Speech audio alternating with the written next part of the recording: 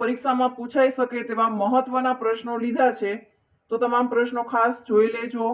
તેમજ વિડીયોને લાઈક કરજો, શેર કરજો અને ચેનલને સબસ્ક્રાઇબ પણ કરજો અને સાથે સાથે કમેન્ટ પણ કરજો. પહેલો પ્રશ્ન છે, નીચેના પૈકી કયું જોડકું સાચું છે?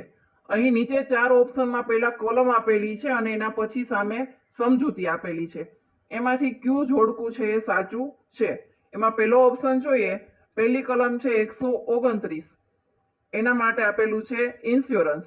તો 129મી કલમમાં ઇન્સ્યોરન્સ આવતું નથી, ઇન્સ્યોરન્સ માટે નથી. 129મી કલમ છે એ સલામતી માટે હેલ્મેટ પહેરવા બાબતે છે, એટલે પહેલું વિધાન આવશે ખોટું. બીજી કલમ આપેલી છે કલમ નંબર 146, એ આપેલી છે થર્ડ પાર્ટી ઇન્સ્યોરન્સ. એ વિધાન છે એ સાચું છે. કલમ નંબર 46માં થર્ડ પાર્ટી ઇન્સ્યોરન્સ માટેની સમજૂતી આપેલી છે. ત્રીજો ઓપ્શન છે કલમ 184, એના માટે છે રજીસ્ટ્રેશન. તો કલમ નંબર 184માં રજીસ્ટ્રેશન માટે નથી.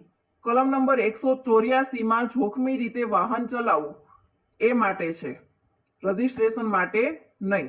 તો એ વિધાન પણ થશે ખોટું. ચોથું ઓપ્શન છે કલમ નંબર 196, એ સ્પીડ લિમિટ માટે. એ વિધાન પણ ખોટું થશે. કલમ નંબર 196માં વીમા વગરના વાહન ચલાવવા માટેની સમજૂતી આપેલી છે. તો અહીં જવાબ થશે ઓપ્શન બી કે કલમ number 146 third party insurance.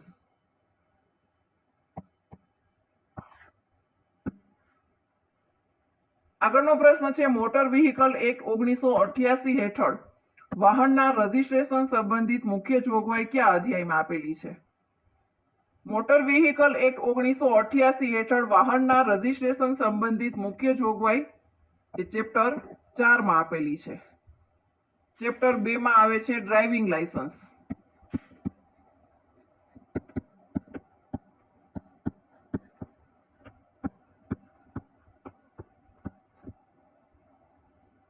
Chapter 3 માં આવે છે કંડક્ટર લાયસન્સ.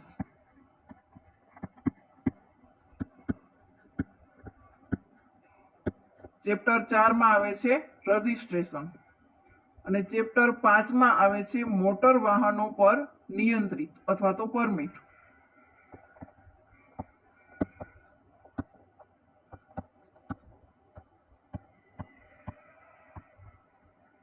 એટલે અહીં જવાબ થશે ઓપ્શન સી.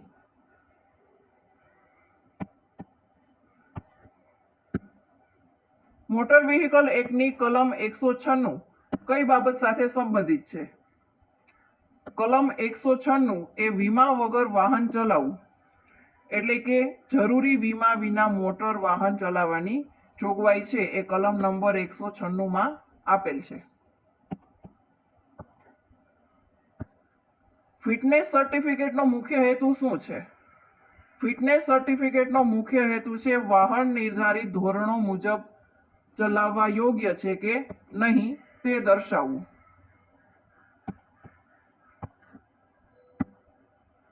મોટર વ્હીકલ એક્ટની કલમ 112 મુખ્યત્વે કઈ બાબત સાથે સંબંધિત છે? કલમ નંબર 112 છે એ સ્પીડ લિમિટ સાથે સંબંધિત છે. આગળનો પ્રશ્ન છે, જો એક લીપ વર્ષમાં 1 જાન્યુઆરીના રોજ સોમવાર હોય તો 1 માર્ચના રોજ કયો વાર હશે? અહીં લીપ વર્ષ આપેલું છે તો એક દિવસ વધી જશે, ફેબ્રુઆરીમાં દિવસો થશે 29. અહીં 1 જાન્યુઆરી, તો જાન્યુઆરીના દિવસો થશે 31. જાન્યુઆરીના દિવસો થશે 31. ફેબ્રુઆરીમાં એના દિવસો થશે 29.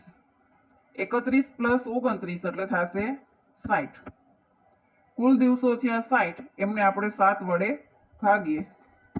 60 ભાગ્યા 7, 7 અઠા 56. 60 માંથી 56 બાદ કરો એટલે આવશે 4. તો 1 જાન્યુઆરીના રોજ સોમવાર હોય તો એમાં 4 દિવસ ઉમેરીએ. સોમવારમાં 4 દિવસ ઉમેરીએ. 1 2 3 અને 4. સોમવાર પછી આવશે મંગળવાર, પછી બુધવાર, ગુરુવાર અને શુક્રવાર. તો 1 માર્ચના રોજ શુક્રવાર હશે. Option C.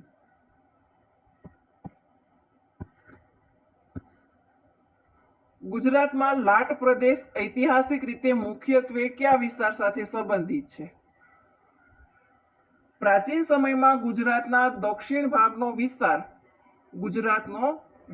ભાગનો વિસ્તાર છે એને લાટ પ્રદેશ તરીકે ઓળખવામાં આવતો હતો. એટલે જવાબ થશે ઓપ્શન બી, દક્ષિણ ગુજરાત. ગુજરાતમાં કપાસના ઉત્પાદન માટે કયો પ્રદેશ મહત્વપૂર્ણ છે? ગુજરાતમાં કપાસનું ઉત્પાદન એ ખાસ કરીને સૌરાષ્ટ્ર સહિતના કપાસ ઉત્પાદન વિસ્તારમાં મહત્વપૂર્ણ છે. એટલે જવાબ થશે ઓપ્શન એ કે સૌરાષ્ટ્ર અને મધ્ય ગુજરાતના કેટલાક ભાગો.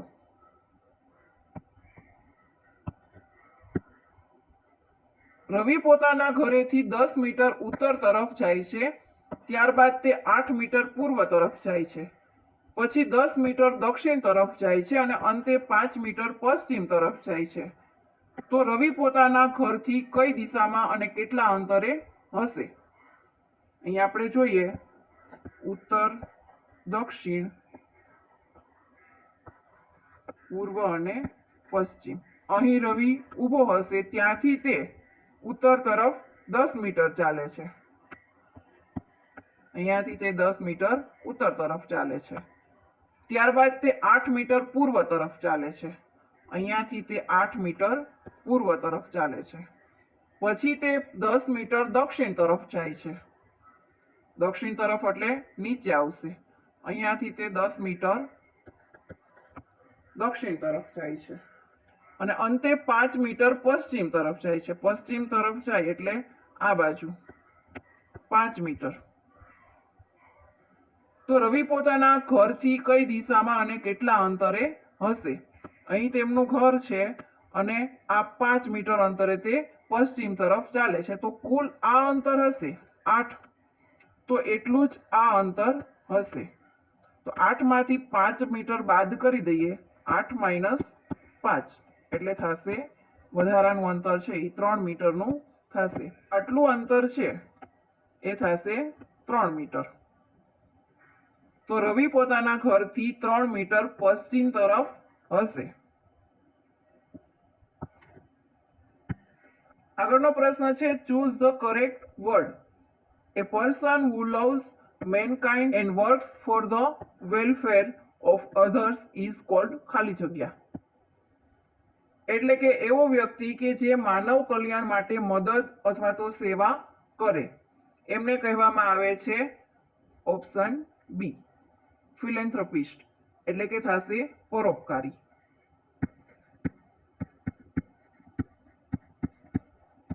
બીજાના માટે સેવા કરે એમને કહેવામાં આવશે પરોપકારી.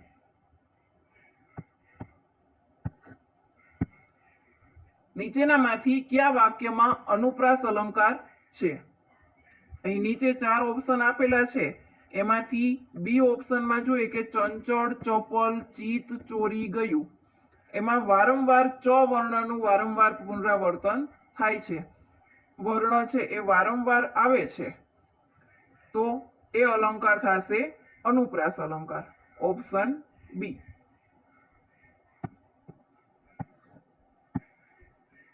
ઓઝોન સ્તર મુખ્યત્વે વાતાવરણના કયા સ્તરમાં આવેલું છે? ઓઝોનની ઊંચી સાંદ્રતા છે એ સ્ટ્રેટોસ્ફિયરમાં જોવા મળે છે. Option B, સ્ટ્રેટોસ્ફિયર.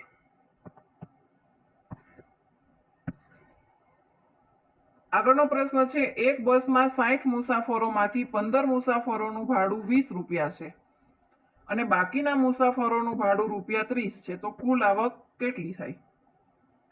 અહીં 15 મુસાફરોનું ભાડું છે 20 રૂપિયા. તો 15 ગુણ્યા 20 એટલે થશે ₹300. પહેલાનું ભાડું છે થશે ₹300 અને બાકીના મુસાફરોનું ભાડું છે ₹30. તો 60 માંથી 15 બાદ કરીએ એટલે બાકીના મુસાફરો થશે તો થશે 45. તો 45 મુસાફરોનું ભાડું થશે ₹30. તો 45 ગુણ્યા 30 એટલે થશે ₹1350. તો એમની કુલ આવક થશે કુલ આવક 300 પ્લસ 1350 એટલે થશે 1650. Option B.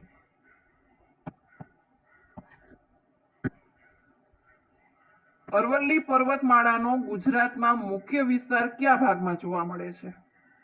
અરવલ્લી પર્વતમાળાનો ગુજરાતમાં મુખ્યત્વે વિસ્તાર છે એ જોવા મળે છે ઉત્તર પૂર્વ ગુજરાતમાં. Action speak louder than word એમનો સાચો અર્થ કયો છે? એમનો સાચો અર્થ થશે કે કહેવા કરતાં કરીને બતાવવું એ વધુ અસરકારક છે.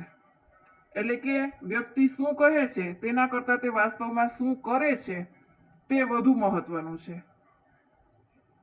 એનો જવાબ થશે ઓપ્શન સી કે કાર્ય શબ્દ કરતાં વધુ અસરકારક હોય છે.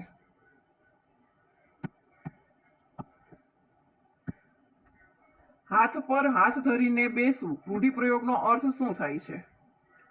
હાથ પર હાથ ધરીને બેસવું એટલે થશે કે કોઈ કાર્ય કે પ્રયત્ન કર્યા વગર નિષ્ક્રિય રીતે બેસી રહ્યું એટલે કે હાથ પર હાથ ધરીને બેસવું. એટલે થશે એનો અર્થ થશે ઓપ્શન બી કે નિષ્ક્રિય બેસી રહ્યું.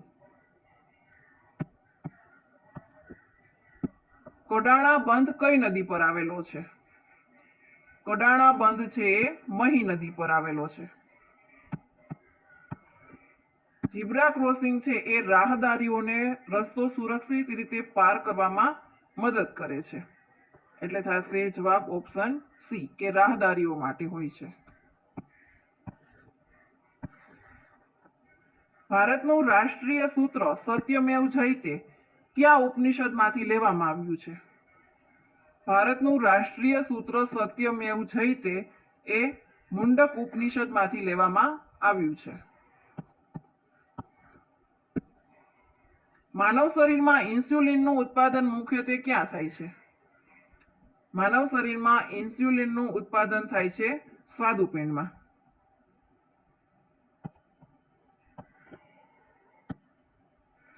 Choose the correct antonym of benevolent. Benevolent એટલે થશે દયાળુ. એમનું વિરુદ્ધાર્થી થશે મલેવોલન્ટ. મલેવોલન્ટ એટલે થશે બીજાનું ખરાબ ઈચ્છનાર.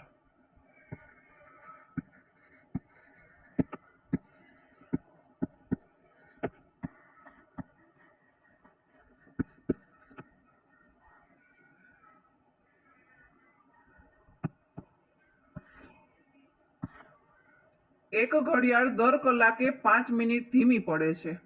જો સવારે 8 વાગ્યે તે સાચી હોય તો વાસ્તવિક સમય બપોરે 2 વાગ્યે ઘડિયાળમાં કેટલો દેખાશે? અહીં સવારે 8 થી 2 વાગ્યા સુધીનો સમયગાળો એટલે થશે 6 કલાક. 8 થી 2 વાગ્યા સુધીનો થશે સમયગાળો એટલે 6 કલાક.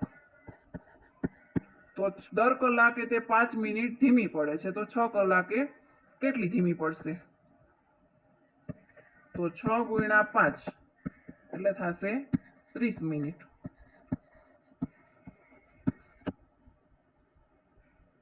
એટલે ઘડિયાળ 30 મિનિટ પાછળ હશે. તો 2 વાગ્યે ઘડિયાળમાં કેટલા દેખાશે? તો 2 વાગ્યામાંથી 30 મિનિટ બાદ કરી દઈએ. 2 વાગ્યામાંથી 30 મિનિટ બાદ કરીએ એટલે આવશે એટલે ઘડિયાળમાં હશે 1:30 મિનિટ. એટલે ઘડિયાળમાં હશે 1 કલાક અને 30 મિનિટ. Option B.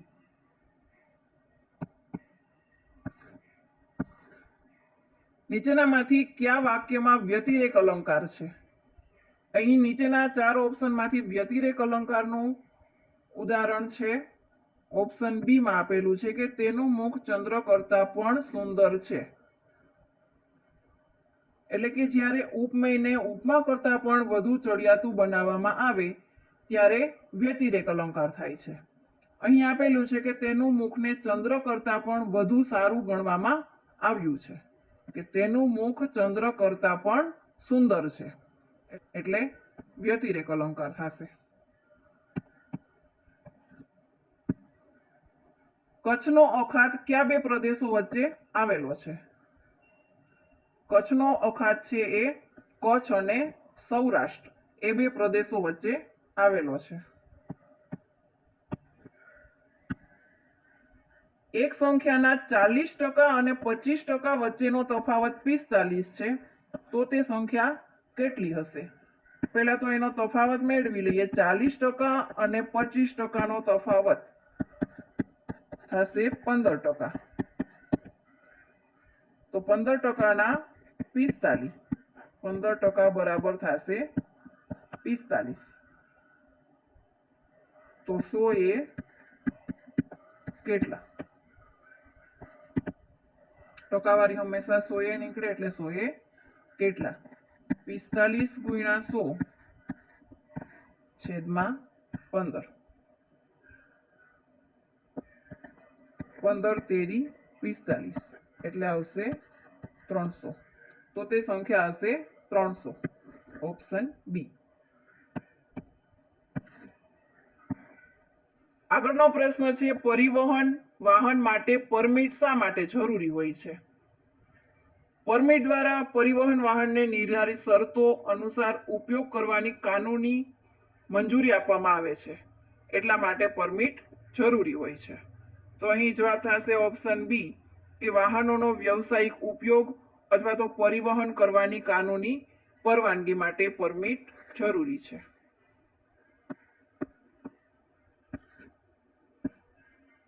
જો એક કોડમાં મેંગો બરાબર OCPIQ હોય તો એપલ બરાબર શું થશે? અહીં એમ બરાબર O આપેલું છે, એટલે વચ્ચે આવશે એમ બરાબર O આપેલું છે, એટલે વચ્ચે આવશે N, એટલે કે દર બીજો અક્ષર આવશે. એ પછી બી અને સી, એન પછી OP, જી પછી H અને I, અને O પછી P અને Q, એટલે O બરાબર Q આપેલું છે, એટલે કે દર બીજો અક્ષર થાય છે. તો એપલ બરાબર શું થશે? તો એ બરાબર બી અને સી, એટલે એનો જવાબ સાથે સી. પી પછી ક્યુ અને આર, અહીં પણ પી પછી ક્યુ અને આર. તો એલ પછી એમ એન, અને ઈ બરાબર ઈ પછી આવશે એફ, અને ત્યાર પછી જી, એટલે એપલ બરાબર થયું CRRNG. Option B.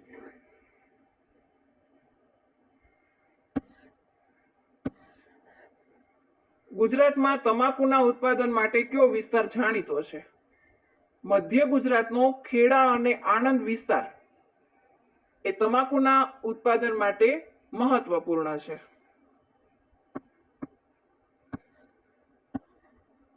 ભારતનું રાષ્ટ્રીય ચિહ્ન કયા સ્થળે આવેલા સિંહ સ્તંભના આધારે લેવામાં આવ્યું છે? ભારતનું રાષ્ટ્રીય ચિહ્ન સારનાથ ખાતે આવેલા સમ્રાટ અશોકના સિંહ સ્તંભના સિંહ શીર્ષ પરથી લેવામાં આવ્યું છે, એટલે જવાબ થશે સારનાથ. આંખે અંધારા આવવા રૂઢિપ્રયોગનો યોગ્ય અર્થ શું થશે? આંખે અંધારા આવવા એટલે થશે અચાનક કોઈ મુશ્કેલી આવે તો સમજ ન પડે કે તેવી પરિસ્થિતિમાં આપણે શું કરવું જોઈએ. એનો સાચો જવાબ થશે મૂંઝવણમાં મુકાઈ જવું.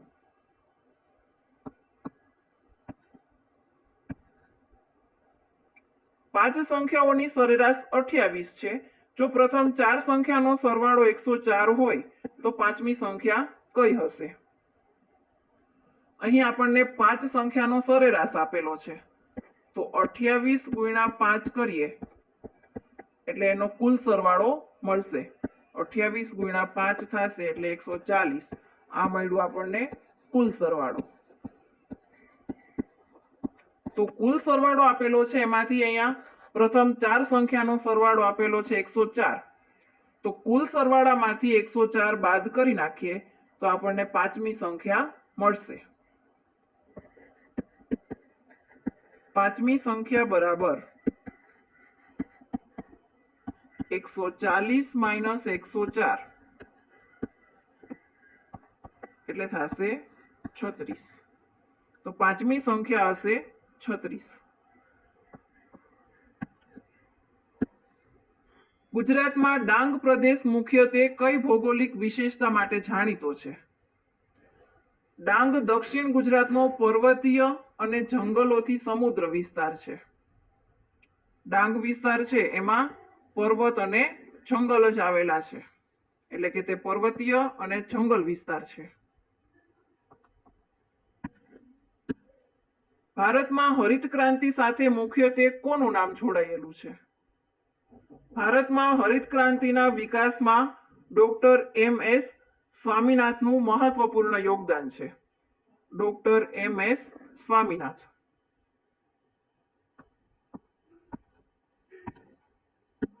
એક બસ 45 કિલોમીટર પ્રતિ કલાકની ઝડપે 4 કલાકમાં ચોક્કસ અંતર કાપે છે. એ જ અંતર 60 કિલોમીટર પ્રતિ કલાકની ઝડપે કાપવા માટે કેટલો સમય લાગશે? અહીં અંતર બરાબર ઝડપ ગુણ્યા સમય. ઝડપ આપેલી છે 45 અને એના માટે સમય છે 4. 45 ગુણ્યા 4 એટલે થશે 180 કિલોમીટર. એમના માટેનું અંતર થયું 180. તો તે અંતરમાંથી 60 કિલોમીટર પ્રતિ કલાકની ઝડપે તેમને સમય મેળવવાનો છે. તો સમય બરાબર થશે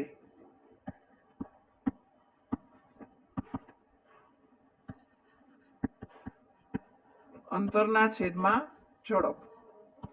અંતર મળ્યું આપણને 180, ઝડપ આપેલી છે 60. 0 0 કેન્સલ. 6 તેરી 18. તો એમના માટેનો સમય થયો 3 કલાક. Option B.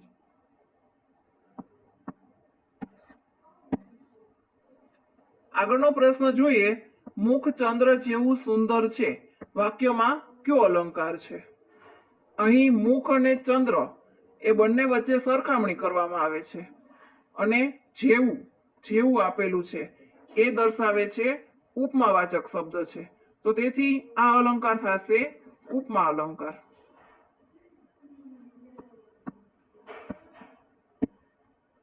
Choose the correct synonym of obsolete. Obsolete એટલે થશે જૂનું થઈ ગયેલું.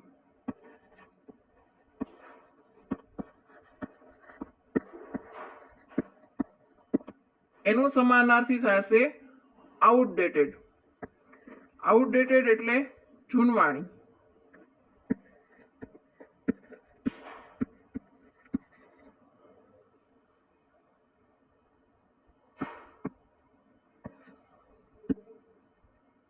ભારતના ઉપરાષ્ટ્રપતિની ચૂંટણી કોણ કરે છે? ભારતના ઉપરાષ્ટ્રપતિની ચૂંટણી માટેનું ચૂંટણી મંડળ સંસદના બંને ગૃહોના સભ્યથી બને છે. એટલે એનો જવાબ થશે ઓપ્શન સી, સંસદના બંને ગૃહના સભ્યો. કંટ્રોલ પ્લસ એક્સ એનો ઉપયોગ શાના માટે થાય છે? પસંદ કરેલા ટેક્સ્ટ અથવા તો ફાઇલને તેના મૂળ સ્થાનેથી કટ કરીને એટલે કે દૂર કરીને ક્લિપબોર્ડમાં મૂકવા માટે કંટ્રોલ પ્લસ એક્સ નો ઉપયોગ થાય છે, એટલે કટ માટે.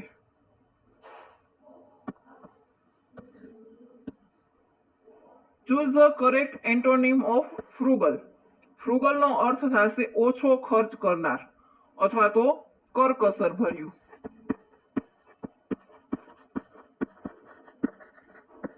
કરકસર ભર્યું. અને એમનું વિરુદ્ધાર્થી થશે એક્સ્ટ્રેવેગન્ટ. એક્સ્ટ્રેવેગન્ટ એટલે થશે અતિશય ખર્ચાળ અથવા તો ઉડાઉ. એને કહેવામાં આવે ઉડાઉ.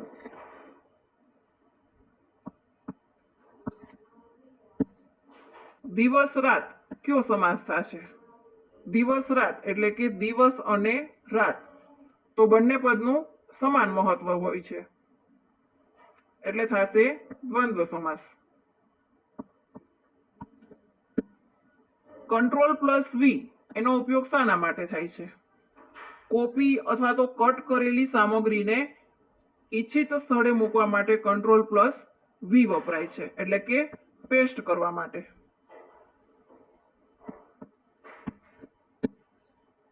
શ્રેણી આપેલી છે 3, 8, 18, 38 અને 78. આગળની સંખ્યા આપણે મેળવવાની છે. અહીં પહેલું જોઈએ કે 3 અને 8 એ 3 એને ગુણ્યા 2 પ્લસ 2 કરીએ ત્યારે આવશે 8. એટલે કે પહેલી સંખ્યાને 2 વડે ગુણીએ અને 2 એડ કરીએ ત્યારે મળશે 8. એવી જ રીતે બીજી સંખ્યા જોઈએ 8 ગુણ્યા 2 પ્લસ 2 એટલે આવશે 18. 8 દુ 16 પ્લસ 2 એટલે થશે 18. એવી જ રીતે 18 ગુણ્યા 2 પ્લસ 2 એટલે થશે 38. 38 ગુણ્યા 2 પ્લસ 2 એટલે થશે 78. અને આગળની સંખ્યા આપણે મેળવવાની છે. તો 78 ગુણ્યા 2 પ્લસ 2, 78 ગુણ્યા 2 કરીએ એટલે આવશે 156. 156 માં પ્લસ 2 ઉમેરીએ એટલે થશે 158. તો આગળની સંખ્યા થશે 158.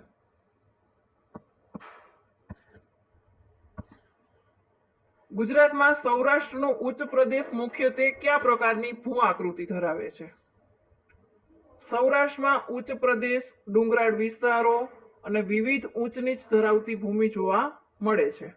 એટલે એમાં આવશે ઉચ્ચ પ્રદેશ અને ડુંગરાળ વાળી ભૂમિ.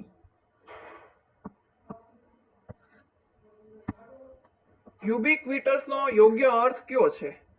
યુબિક્વિટસ એટલે કે સર્વત્ર હાજર. સર્વત્ર હાજર.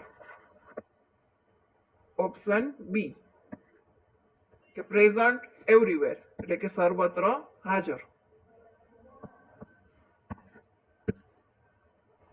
ભારતીય રિઝર્વ બેંકની સ્થાપના કયા વર્ષે થઈ હતી? ભારતીય રિઝર્વ બેંકની સ્થાપના 1 એપ્રિલ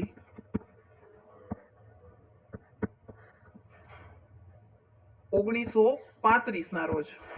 1 એપ્રિલ 1935 ના રોજ ભારતીય રિઝર્વ બેંકની સ્થાપના થઈ હતી.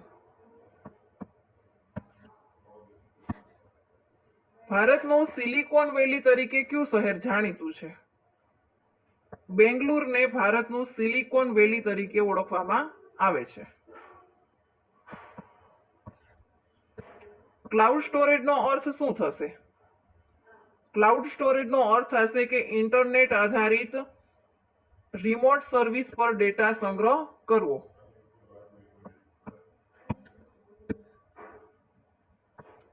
ફાયરવોલનો મુખ્ય હેતુ શું છે? ફાયરવોલનો મુખ્ય હેતુ છે કે નેટવર્ક ટ્રાફિકને નિયંત્રિત કરીને સુરક્ષા વધારવી.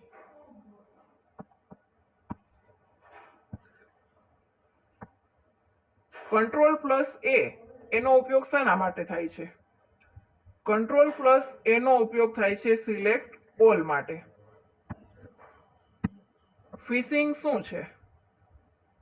ફિશિંગ એ વ્યક્તિ પાસેથી સંવેદનશીલ માહિતી છેતરપિંડીથી મેળવવાનો પ્રયાસ.